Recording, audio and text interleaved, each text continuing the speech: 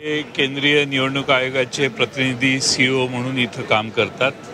त्यांना महाराष्ट्रातल्या वेगवेगळ्या भागातल्या मतदार यादीतले घोळ हे सांगण्यासाठी दाखवण्यासाठी आज सर्व विरोधी पक्ष महाविकास आघाडीच्या वतीनं माननीय शरद पवार साहेब, उद्धवजी ठाकरे साहेब, राज ठाकरेजी, त्याचबरोबर शेका पक्षाचे जयंत पाटील, भारतीय कम्युनिस्ट पक्षाचे प्रतिनिधी आणि अन्य पक्षाचे सर्व प्रतिनिधी आज उपस्थित होते। आणि यात आम्ही केंद्रीय सीओंना म्हणजे चोकलिंगम यांना आम्ही हे दाखवून दिलं की कशा त्रुटी झालेल्या आहेत। राज ठाकरे यांनी अनेक उदाहरणं त्यांच्यावर आणलेली ती देखील त्यांना आम्ही सादर पुराव्यानिशी दिलेली आहेत। आणि महाराष्ट्राच्या निवडणूक यादीत प्रचंड गोंधळ आहे हे आता बऱ्याच मतदारसंघात दिसतंय। आणि तीच निवडणूक यादी जर 1 जुलैला फ्रीज करून त्या यादीवर आपण जर महाराष्ट्राच्या राज्य निवडणूक आयोगाने निवडणुका घेतल्या तर तोच गोंधळ पुन्हा पुढे चालू होईल। आणि याला आम्ही ऑब्जेक्शन घेतलेलं आहे। आम्ही ही मागणी केलेली आहे की स्टेट इलेक्शन कमिशन, राज्य निवडणूक आयोग आणि केंद्रीय निवडणूक आयोगाचे प्रतिनिधी म्हणून सीओ चोकलिंगम साहेब यांनी एकत्रित यावं आणि आमचं हे म्हणणं ऐकावं।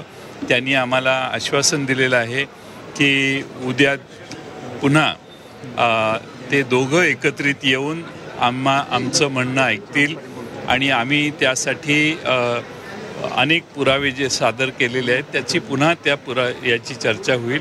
आमचा आग्रह हा आहे की महाराष्ट्रात जिल्हा परिषदा, नगर परिषदा आणि महापालिकेच्या निवडणुका घेण्याच्या आधी महाराष्ट्राच्या या सगळ्या निवडणूक याद्या दुरुस्त केल्या पाहिजेत। अनेक ठिकाणी दुबार मतं आहेत।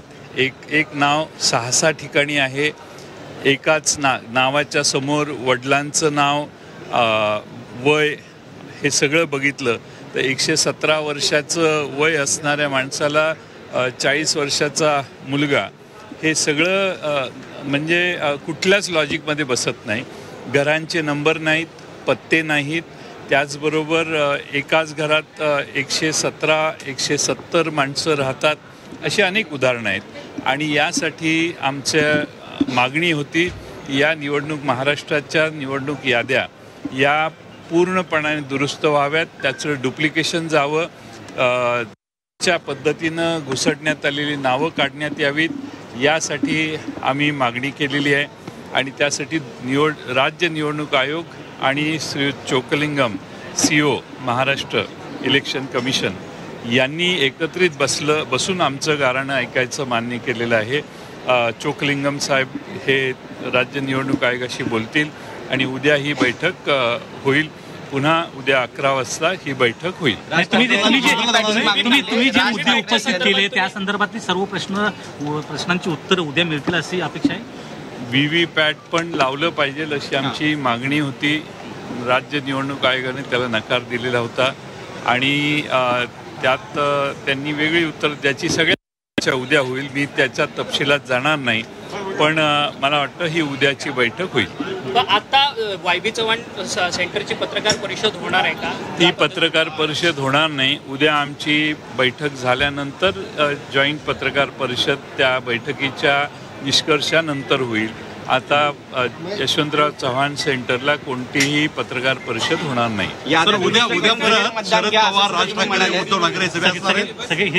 सगळेच असणार आहेत। तुम्ही म्हणाले की याद्या दुरुस्त करून पुन्हा फेरमतदान घ्या, यामागचं नेमकं कारण काय? याद्या दुरुस्त करून फेरमतदान घेण्याचं कारण असं आहे, फेरमतदान नाही, याद्या दुरुस्त करा, याचं कारण मी सांगितलं ना, आत्ताच सांगितलं मी। अनेक दोष आहेत, त्रुटी आहेत आणि आमच्या अशोक पवारांना, माजी आमदार आमचे अशोक पवार यांना तर म्हणजे निवडणूक आयोगाने उत्तर दिलेलं आहे। त्या उत्तरात त्यांनी सांगितलेलं आहे की